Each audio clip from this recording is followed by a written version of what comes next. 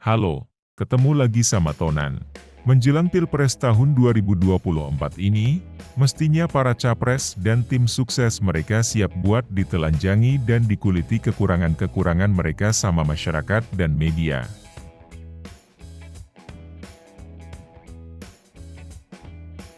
Ini penting sebab masyarakat pemilih berhak dan wajib tahu, bukan cuma kelebihan-kelebihan dari si capres, tapi juga kekurangan-kekurangan mereka. Ini supaya kita, para pemilih, bisa memilih dengan objektif. Gak seperti beli kucing dalam karung. Makanya, Tonan sangat mendukung kalau track record semua capres dibongkar seterang-terangnya. Jangan ada yang ditutup-tutupi. Kalau ada tim sukses yang menolak capresnya dibongkar aib-aibnya, dengan dalih pemilu harus damai dan jangan saling menjelekan misalnya, Tonan curiga capres tersebut banyak keburukannya sehingga gak berani buat transparan.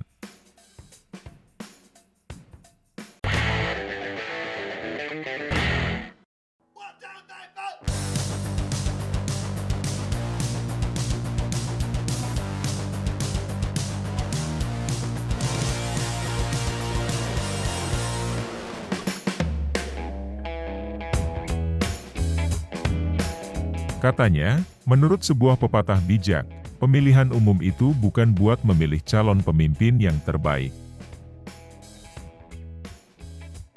Tapi sebaliknya, pemilu berfungsi buat mencegah pemimpin yang terburuk buat berkuasa.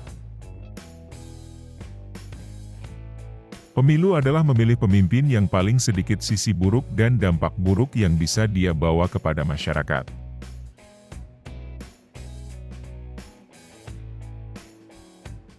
Makanya, memahami track record dan kekurangan-kekurangan seorang capres sangat penting. Makanya, semua capres dan tim sukses mereka harus bersedia buat dikuliti dan dibongkar aib-aibnya. Mungkin, karena Tonan tuli, tidak bisa mendengar, Tonan jadi cukup peka dalam melihat dan menilai seseorang. Tonan lumayan peka buat melihat kepalsuan.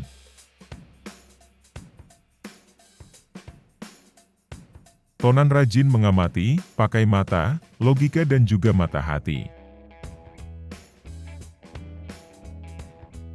Jujur saja, waktu melihat para capres, Tonan melihat Pak Ganjar yang paling jujur. Dia tampil sebagai dirinya sendiri. Dia merakyat, ramah sama masyarakat, dan itu gak dibuat-buat. Pak Ganjar merakyatnya memang alami dan sudah sejak lama dia seperti itu. Kalau Pak Prabowo, Tonan merasa banget kalau dia banyak bersandiwaranya.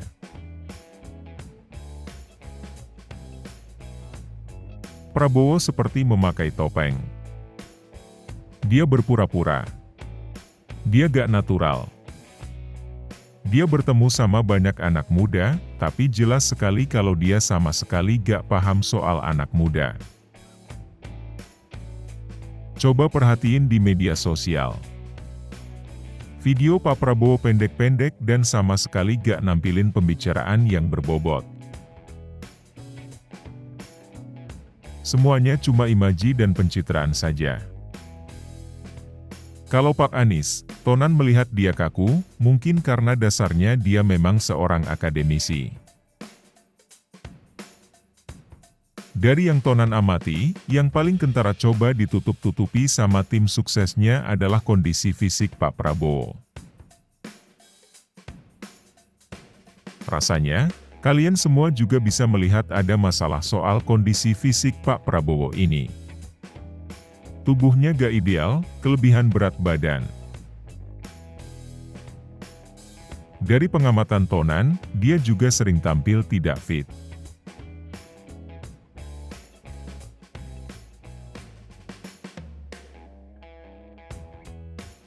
Pak Prabowo seperti punya masalah kesehatan juga.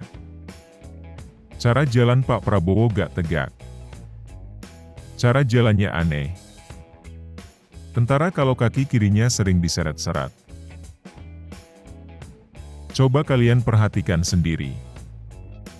Sementara itu, kalau diperhatikan raut wajahnya, terlihat kalau bibir Pak Prabowo tidak simetris. Ada bengkong di bagian sebelah kiri. Jadi, kesimpulan Tonan, yang bermasalah soal fisik Pak Prabowo adalah bagian kiri tubuhnya. Ini bikin Tonan curiga kalau Pak Prabowo pernah terkena stroke di bagian otak kanan. Ini kecurigaan Tonan saja. Kalau kita semua mau jujur, kita semua tahu kalau umur Pak Prabowo memang sudah tua, sudah kepala 7. Jadi, wajar kalau Pak Prabowo punya masalah fisik dan kesehatan. Ini gak bisa ditutup-tutupi. Siapa di antara kalian yang juga curiga kalau Pak Prabowo tidak fit? Menurut Tonan, membahas kondisi fisik ini penting buat seorang calon presiden. Pak Jokowi sendiri sudah membahas soal ini. Dia bilang, presiden itu harus punya daya tahan, dia harus mampu lari maraton, bukan cuma lari pagi.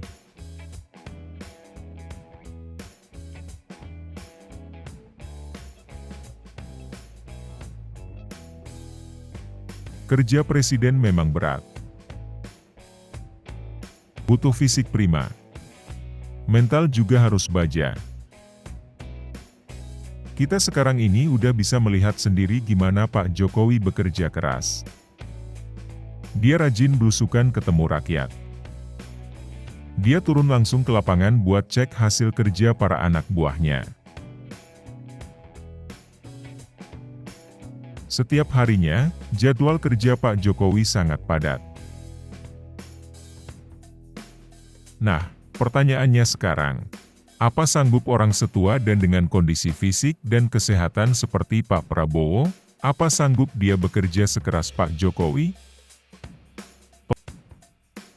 Tonan sih sangat meragukan.